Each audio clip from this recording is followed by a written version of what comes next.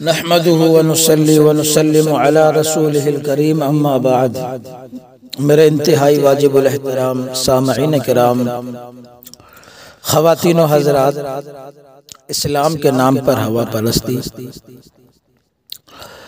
Captain مسعود الدین عثمانی کراچی والے کے نظریات کا مکمل جائزہ اور اس کے جوابات ہم آپ کے سامنے بیان کر چکے ہیں۔ اب ہم آپ کے سامنے کیپٹن مسعود الدین عثمانی کے جھوٹ جو اس نے بولے ہیں وہ بیان کرتے ہیں۔ تو کیپٹن مسعود الدین عثمانی جھوٹ بولتا ہے، نمبر وار ہم اس کے جھوٹ بیان کرتے ہیں۔ جھوٹ نمبر 1، حدیث قلیب بدر کی حیثیت کو کم کرتے ہوئے کیپٹن صاحب لکھتا ہے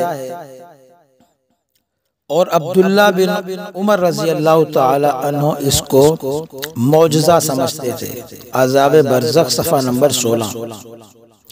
حدیث قلیب بدر ہم اپنے بیانات میں بیان کر چکے ہیں کہ وہ کیا ہے،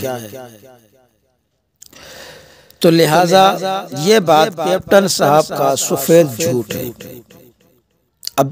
عبداللہ بن عمر رضی اللہ تعالی عنہما نے کہیں نہیں فرمایا کہ یہ معجزہ ہے، اس کا مطلب جھوٹ بولا کیپٹن صاحب نے۔ جھوٹ نمبر 2، کیپٹن صاحب حدیث کلام المیت علی الجنازہ کے وزن کو گراتے ہوئے لکھتا ہے، بخاری نے باب باندھ کر بتلا دیا کہ وہ اس کو مردہ مانتے ہیں، بولنے والا زندہ نہیں۔ عذاب برزخ صفحہ نمبر 17۔ میرے دوستو، کیپٹن صاحب نے یہ بھی جھوٹ بولا ہے۔ امام بخاری رحمۃ اللہ علیہ نے باب باندھ کر بتا دیا ہے کہ میت چارپائی پر بولتی ہے، اور امام بخاری کا باب یہ ہے، المیت سمیع خفف النعال، کہ میت کا جو ہے جوتیوں کی آہٹ کو سننا۔ تو یہ بھی کیپٹن صاحب نے امام بخاری پر جھوٹ باندھا۔ جھوٹ نمبر 3، کیپٹن صاحب نے قرآن مجید کی ایک آیت کے ترجمے میں جھوٹ بولا ہے۔ آیت یہ ہے، اموات غیر احیاء۔ کیپٹن صاحب نے اس پوری آیت کا ترجمہ یوں کیا ہے،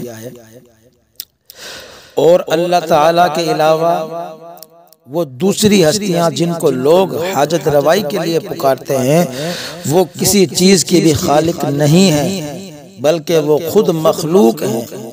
موت کے بعد وہ بالکل مردہ ہیں، ان میں جان کی رمق تک باقی نہیں ہے۔ انہیں اپنے متعلق کبھی یہ تک معلوم نہیں کہ وہ کب دوبارہ زندہ کر کے اٹھائے جائیں گے۔ سورۃ النمل آیت نمبر 20-21۔ عذاب برزخ، یہ عذاب برزخ کیپٹن صاحب کا رسالہ ہے، اس میں لکھا ہے۔ تو میرے دوستو، کیپٹن صاحب نے ترجمے میں جو یہ لکھا ہے کہ موت کے بعد وہ بالکل مردہ ہیں، یقین جانیے قرآن مجید کی اس پوری آیت میں کوئی ایسا لفظ موجود نہیں ہے جس کا معنی ہو کہ موت کے بعد۔ یہ کیپٹن صاحب کا جھوٹ ہے، یعنی موت کے بعد کس آیت کا ترجمہ ہے، کس لفظ کا ترجمہ ہے؟ اموات غیر احیاء، مردہ ہیں زندہ نہیں۔ لیکن جو کیپٹن صاحب نے ترجمے میں یہ الفاظ جو ہے بڑھائے ہیں کہ موت کے بعد وہ بالکل مردہ ہیں، جان کی رمق تک باقی نہیں ہے، تو یہ کیپٹن صاحب کا جھوٹ ہے اور اپنی طرف سے ترجمے میں ملاوٹ ہے۔ اور آیت مذکورہ بالا میں جو ما سوى اللہ کو، یعنی اللہ کے سوا کو اموات غیر احیاء کہا گیا ہے، اس کا معنی یہ نہیں کہ موت کے بعد وہ مردہ ہیں، بلکہ مطلب یہ ہے کہ اللہ تعالیٰ کے سوا جتنی بھی مخلوق ہے وہ جو ہے اموات کی معنی ہے کہ وہ ساری مخلوقات موت کا محل وقوع ہیں، یعنی ان پر موت ضرور آئے گی۔ اگر زندہ ہیں تو بھی موت کا محل وقوع ہونے کی وجہ سے اموات ہیں، جیسا کہ حضور اکرم صلی اللہ علیہ وسلم کی حیات دنیوی میں آپ صلی اللہ علیہ وسلم کو خطاب کر کے فرمایا گیا انک میت، حالانکہ آیت کے نزول کے وقت آپ صلی اللہ علیہ وسلم کو میت کہا گیا ہے، جس کا مطلب یہ ہے کہ آپ صلی اللہ علیہ وسلم موت کا محل وقوع ہیں، یعنی محل وقوع کا مطلب آپ صلی اللہ علیہ وسلم پر موت نے آنا ہے، اور جس مخلوق پر موت آ چکی ہے وہ اموات اس معنی میں ہیں کہ وہ موت کا محل وقوع بن چکے ہیں۔ لہٰذا کیپٹن صاحب نے آیت کے ترجمے میں اپنی طرف سے ملاوٹ کر کے جھوٹ بولا ہے۔ جھوٹ نمبر 4، اسی طرح کیپٹن صاحب نے غیر احیاء ان کا جو ترجمہ کیا ہے وہ بھی غلط اور جھوٹ ہے۔ کیپٹن صاحب نے اس کا ترجمہ کیا ہے کہ ان میں جان کی رمق تک باقی نہیں ہے، حالانکہ غیر احیاء ان کا مطلب یہ ہے کہ اللہ تعالیٰ کی جتنی مخلوق ہے وہ اللہ تعالیٰ کی طرح حی لا یموت نہیں ہے، یعنی مخلوق نے آخر مرنا ہے، اور وہ اللہ تعالیٰ کی طرح ہمیشہ ہمیشہ زندہ رہنے والی نہیں ہے، یعنی مخلوقات نے مرنا ہے، ہمیشہ زندہ نہیں رہنا ہے۔ لہٰذا کیپٹن صاحب کا ترجمے میں یہ کہنا کہ ان میں جان کی رمق باقی نہیں جھوٹ ہے، کیونکہ جو مخلوقات مر چکی ہے ان کو تو خود کیپٹن صاحب بھی زندہ جاندار سمجھتا ہے، جس کو وہ حیات برزخی کہتا ہے۔ اگر مردہ مخلوقات میں جان کی رمق باقی نہیں تو حیات برزخی کا کیا مطلب ہے؟ میرے دوستو، جھوٹ نمبر 5 کیپٹن صاحب کا ایک رسالہ ہے، اس کا نام ہے نبی کریم صلی اللہ علیہ وسلم اور شہداء اللہ کے پاس جنت میں زندہ ہیں، قبروں میں نہیں۔ یہ بھی کیپٹن صاحب کا جھوٹ ہے، کیونکہ قبروں میں زندہ ہونے کی نفی نہ تو اللہ تبارک و تعالی نے فرمائی ہے، نہ ہی حضور اکرم صلی اللہ علیہ وسلم نے فرمائی ہے۔ تو جو چیز اللہ تعالیٰ اور اس کے رسول صلی اللہ علیہ وسلم نے نہیں فرمائی وہ لازماً جھوٹ ہی ہے۔ اگر کیپٹن صاحب قرآن مجید کی آیت بل احیاء عند ربہم سے یہی مطلب سمجھتے ہیں تو غلط سمجھتے ہیں۔ اس آیت سے حیات قبر کی نفی ہرگز نہیں ہوتی۔ کون احمق ہے جو ان الدین عند اللہ الاسلام سے یہ سمجھے کہ اسلام اللہ کے پاس ہے اور ہمارے پاس نہیں ہے؟ کیا برزخ اللہ تعالیٰ کے پاس ہے اور قبریں اللہ کے پاس نہیں ہیں بلکہ دور ہیں؟ نہیں، ہرگز نہیں میرے دوستو۔ قبریں اللہ تعالیٰ کے پاس ہیں اور اللہ تعالیٰ کے قریب ہیں۔ برزخ کو اللہ تعالیٰ کے قریب سمجھنا اور قبروں کو اللہ تعالیٰ سے دور سمجھنا یہ حماقت ہے جس میں کیپٹن صاحب مبتلا ہے۔ لہٰذا احیاء عند ربہم سے حیات قبر کی نفی کرنا نری جہالت اور خالص حماقت ہے۔ اور اگر کیپٹن صاحب کے سامنے حدیث طیور جو ہے خضر ہے، یعنی وہ حدیث جس کے اندر آیا ہے کہ شہداء کی روحوں کو سبز رنگ کے پرندوں میں داخل کر دیا جاتا ہے، اگر وہ حدیث کیپٹن صاحب کے سامنے ہے اور اس حدیث سے اس نے یہی سمجھا ہے کہ شہداء کرام جنت میں ہیں لہٰذا قبر میں زندہ نہیں ہیں، تو بھی غلط سمجھا ہے، کیونکہ جنت میں ہونے سے حیات قبر کی نفی نہیں ہوتی۔ پہلے تو اس لیے کہ حضور اکرم صلی اللہ علیہ وسلم نے فرمایا القبر روض من ریاض الجنہ، کہ قبر جنت کے باغوں میں سے ایک باغ ہے۔ تو آپ نے یہ فرما کر قبر کو جنت کا باغ قرار دے دیا ہے۔ دوسرا، قبر میں موجود ہوتے ہوئے بھی جنت کی سیر و سیاحت ممکن ہے، جیسے سویا ہوا شخص عالم خواب میں جب جاتا ہے وہ چارپائی پر موجود ہوتا ہے، وہ مختلف مقامات کی سیر و سیاحت کرتا ہے، سیر و تفریح کرتا ہے۔ اسی طرح حضرات انبیاء کرام اور شہداء کرام اپنی اپنی قبروں میں ہوتے ہوئے اللہ تعالیٰ کی جنت کی سیر و سیاحت کرتے ہیں۔ لہذا جنت کی سیر و سیاحت سے قبر کی زندگی کی نفی نہیں ہوتی۔ کیپٹن صاحب نے قبر کی حیات کی جو نفی کی ہے وہ سراسر جھوٹ اور خیانت ہے، بلکہ یہ اس کے برے فہم کا نتیجہ ہے۔ جھوٹ نمبر 6، کیپٹن صاحب لکھتا ہے روحوں کو جسم میں برزخی ملتا ہے، عذاب برزخ، صفحہ نمبر 6۔ کیپٹن جھوٹ بولتا ہے، قرآن و حدیث میں روحوں کے لیے جسم برزخی کا کہیں ثبوت نہیں۔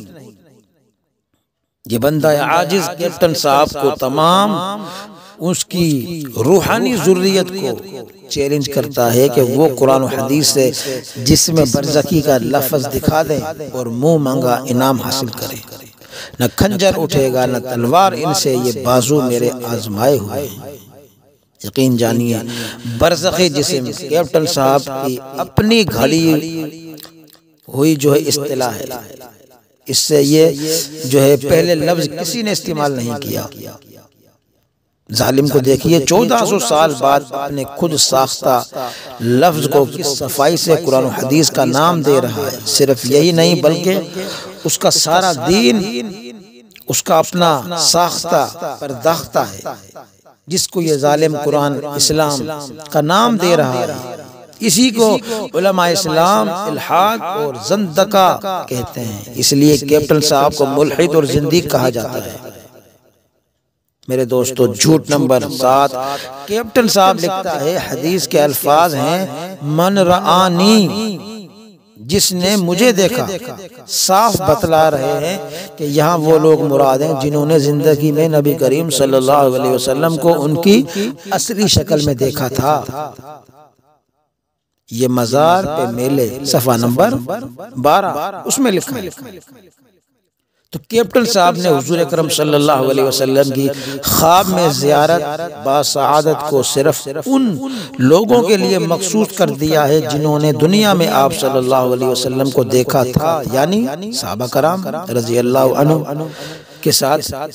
حالانکہ یہ جھوٹ ہے، آپ صلی اللہ علیہ وسلم کی حدیث عام ہے اور الفاظ حدیث بھی عام ہے، اور حدیث میں کوئی ایسا لفظ موجود نہیں ہے جس سے یہ تخصیص معلوم ہوتی ہو کہ جو ہے صرف صحابہ کرام کے لیے آپ صلی اللہ علیہ وسلم نے یہ الفاظ بیان فرمائے ہیں۔ لیکن میرے دوستو کیپٹن صاحب نے جھوٹ بول کر حدیث کی تخصیص کرتی ہے۔ جھوٹ نمبر 8، کیپٹن صاحب لکھتا ہے قرآن و حدیث کا متفقہ مسئلہ ہے کہ اس جسد عنصری سے روح نکلنے کے بعد صرف قیامت کے دن ہی واپس لوٹائی جائے گی۔ یہ مزار پہ میلے۔ کیپٹن صاحب نے یہ بات کئی بار اپنے رسائل میں لکھی ہے، حالانکہ یہ بھی جھوٹ ہے۔ اللہ اس کے رسول صلی اللہ علیہ وسلم نے کوئی ایسی بات قرآن و حدیث میں نہیں بیان فرمائی۔ دراصل جو بات قرآن و حدیث میں بطور قانون کے بیان کی گئی ہے وہ یہ ہے کہ جس شخص پر ایک دفعہ موت واقع ہو جائے تو ایسا بندہ دوبارہ دنیا میں نہیں آ سکتا۔ ہاں اللہ تعالیٰ اپنی قدرت کاملہ کا نظارہ دکھا دے تو وہ علیحدہ بات ہے، ورنہ مردہ دوبارہ دنیا میں نہیں آ سکتا۔ لہذا مردہ جسم کی طرف روح کا ایسا لوٹایا جانا کہ مردہ زندہ ہو کر دنیا میں واپس آ جائے، یعنی پہلی حالت پر واپس آ جائے، ممنوع ہے، کیونکہ دنیا والی پہلی حالت پر واپس آنا تو قیامت کے دن ہوگا، جس کو والبعث بعد الموت سے تعبیر کیا جاتا ہے۔ لیکن قبر میں جو روح کا اعادہ ہوتا ہے وہ ایسا نہیں ہوتا کہ مردہ پہلی حالت پر واپس آ جائے، بلکہ وہ اعادہ اس اعادے سے مختلف ہے۔ اس کو دنیا والے محسوس نہیں کر سکتے۔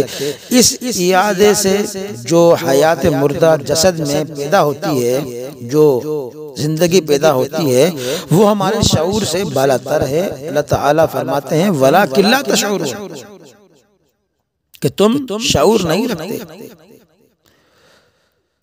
تو روح کے لوٹائے جانے کے باوجود اہل دنیا کی نظر میں وہ مردہ رہتا ہے، اور وہ اعادہ جزا اور سزا اور حساب و کتاب کے لیے ہوتا ہے۔ یعنی روح جو لوٹائی جاتی ہے وہ کس لیے کہ اس کو سزا یا جزا ملے، حساب کتاب ہوا۔ تو معلوم ہوا جس روح کے لوٹائے جانے کی نفی کی گئی ہے وہ اور قسم کا لوٹایا جانا ہے، اور جو لوٹایا جانا روح کا صحیح حدیثوں نے ثابت ہے وہ اور قسم کا ہے۔